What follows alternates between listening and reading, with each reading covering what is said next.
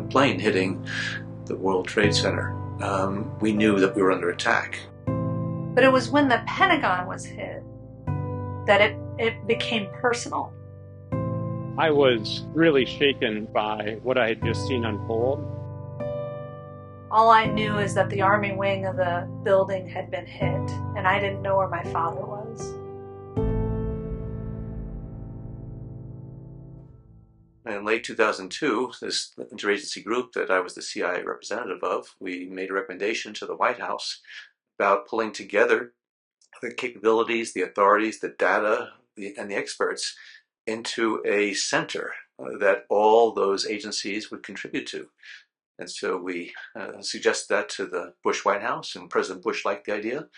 Tonight I am instructing the leaders of the FBI, the CIA, the Homeland Security, and the Department of Defense to develop a terrorist threat integration center to merge and analyze all threat information in a single location.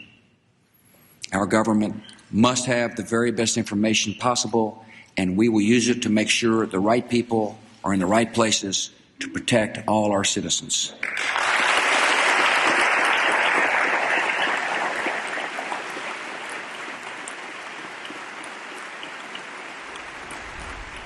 To President Bush's credit and to his administration's credit, they saw this crying need to make sure that information that may reside in the FBI databases or at CIA or at NSA or other places can be brought together and correlated so that, again, it would give us new insights and allow us then to thwart terrorist attacks.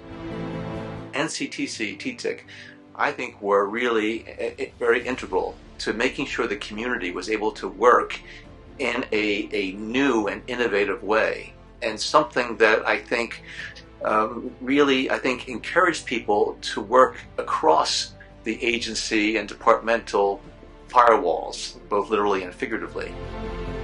At NCTC during my tenure, we were involved in a lot of really important work. A lot of really important work that most of the American public is never going to know about. Whether it was the analysis that we did in support of decision makers as they decided whether to remove key high-value terrorists from the battlefield, and that's bread and butter for us at NCTC. We did that several times. In the aftermath of the Haji Abdullah takedown, that was early in the Biden administration. Later, when we were contemplating what the effect would be of a strike on Ayman al-Zawahiri in downtown Kabul. When the president was considering a pretty risky special operations insertion operation in Somalia to take out a key ISIS leader.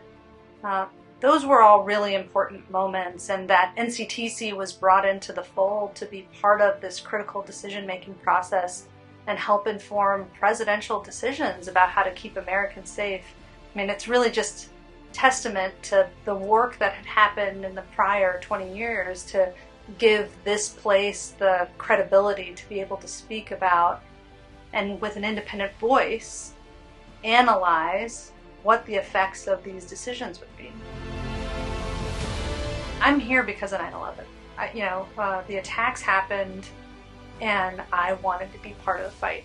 I wanted to be part of the solution. I wanted to understand how we get after Al-Qaeda, how we understand this sort of terrorism environment better so we can stop this from ever happening again. I think the further that we are removed from 9/11, there's a risk in our country and in the world that people forget just how devastating that event was and the impact it's had on our country and on the world. Earlier today, we met with a number of families, 9/11 victims, people whose sons and daughters were killed in the attack. And one thing stood out to me. She said, I want you to know how much we appreciate the work that you do because it helps carry on the legacy of the victims of the 9/11 attack. My message for NCTC moving forward is don't ever forget how important your work is. Don't ever forget how meaningful it is. And don't forget the legacy that we're carrying on by working tirelessly each and every day to keep Americans safe at home and abroad.